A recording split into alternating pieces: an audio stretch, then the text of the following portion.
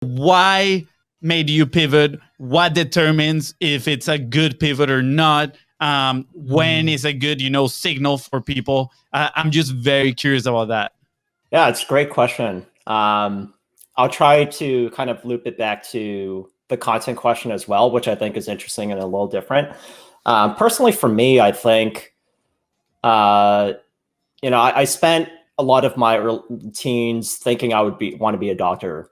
And, I kind of had that goal in mind, and I just gunned toward that goal. It was like 100% every day was in college was gunning towards that goal. And I don't think I thought very hard about like, what do I actually really want, and do I want this goal? I think, modern life and the capitalist setup is really good at dangling carrots in front of you. And you can spend a lot of time trying to chase that carrot. And when you finally get it, or, partway through, if you don't even get it, you don't often stop to think like, do I actually want this? Like, is it right for me? And what are the alternatives out there? So for me, I think it was a combination of two things. Like when I got into medical school, I realized, there are some things about medicine I don't like personally for my personality. Like I don't really like following rules necessarily. And medicine is all about following rules. Like, if you don't, it's called malpractice, right? And then if I like kind of creating new things, and there's not a ton of space for that in practicing medicine. I want my impact to be linear, like exponential over time. Like I want it to be scalable. I want to create things that can, have an impact without me manually doing things. And you can't really do that when you're practicing medicine. And I didn't really realize this until I got into school. And I think I should have spent more time exploring in college and trying out other things to realize this. But whatever the case was, I realized I don't see myself being the happiest I could be if I were practicing medicine. And I could foresee a life where I spent 30 or 40 years doing that. And I didn't want to be 60 or 70 and look back in my life and with a, full regret, thinking, boy, I should have had the bravery to do what I wanted to do back then. And so once I realized that and kind of projected out that kind of decision tree, I realized, okay, I have to make a change right now, because otherwise I'm going to regret it forever. Wow.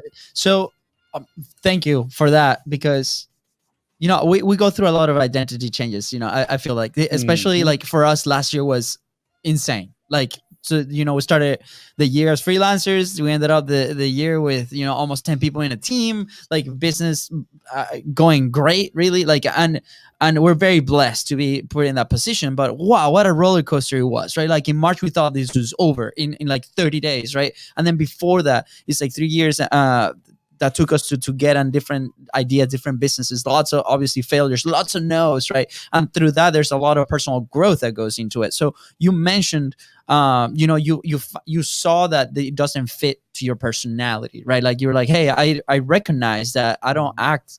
This is not the best way I could act, right? I could do something different and I'll get a better result. Now, I feel like a lot of people today, and I want to generalize here, but I was there, right? Like it's like, push through it, right? Like I feel this way, but I need to push through. Like why do we have that feeling, right? And then once we recognize it, why sometimes we don't take action as fast as possible? Is there something that we can do to, as soon as we recognize it, go it? Like how do you find that out? Was it just you or somebody told you? Yeah, it's such a tricky question, because I think it requires a balance, right? Like you could go too far in either direction.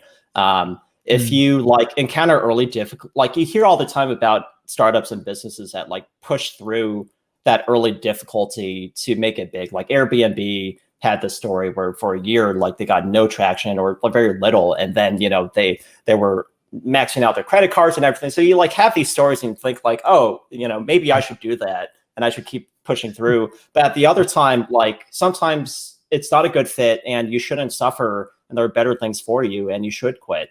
And I think I get asked this a lot from other startup founders who are wondering whether they quit or commit, even, high school kids or college kids who are like, what do I do with my life and how do I figure this out? I think it's all part of the same thing, which is, first, I think you have to discover what you want out of life and what that means to you. And that could be on a theoretical level. Like I want personal agency, I want freedom, or I want to be told what to do and I like following orders, stuff like theoretical stuff like that, as well as life preferences, like I want to live in this place and have this kind of lifestyle and so forth.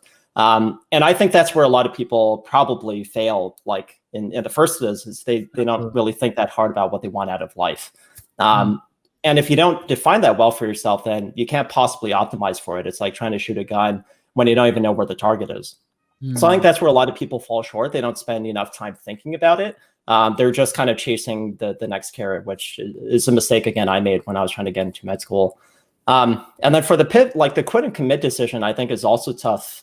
And I've been trying to think about heuristics for this, like for our managers at Prep Scholar. Like, when do you feel like you've done enough to prove the hypothesis?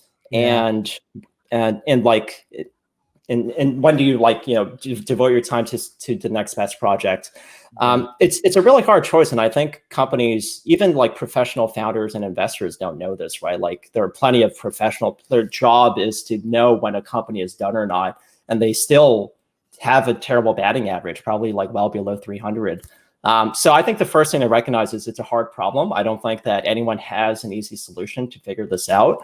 I would personally say, like, if you've been miserable for, like, you know, one is trust your emotions and instinct. Like, if you've been miserable for a long time and you think, you know, I really don't enjoy this, that could, I think, be a good signal if there's not an upward slope and you're not improving. Second is probably just based on idea space. Like, do I have any more ideas to resuscitate this project or to get it to grow? If I don't have any more ideas, then there's probably nothing more I can do, and then I should look elsewhere.